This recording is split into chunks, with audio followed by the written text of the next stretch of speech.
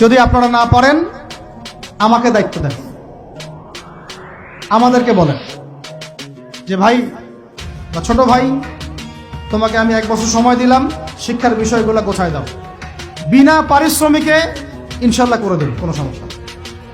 1 টাকাও দিতে হবে না, জাস্ট একটা চেয়ার টেবিল দেন, 100 জন আলেম দেন, 100 জন বুদ্ধিজীবী দেন, করে দিব ইনশাল্লাহ। প্লে গ্রুপ থেকে মাস্টার্স পর্যন্ত আমাদের ছেলেমেয়েরা এমন শিক্ষায় শিক্ষিত হবে যেটাকে শরীফের গল্প শেখাবে না ইনশাল্লাহ। বরং আমার ছেলে পাইলটও হবে, বিমানও চালাবে, আমার ছেলে ইনশাল্লাহ হাফেজে করানো হবে ইনশাল্লাহ।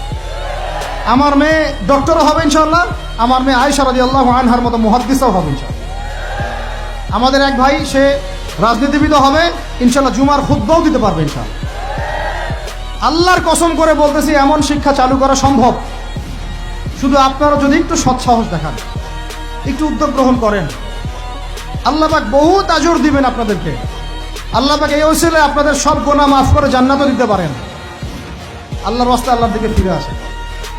আমি আপনাদের সবচেয়ে শ্রেষ্ঠ বন্ধু, আমাকে শত্রু মনে করেন না।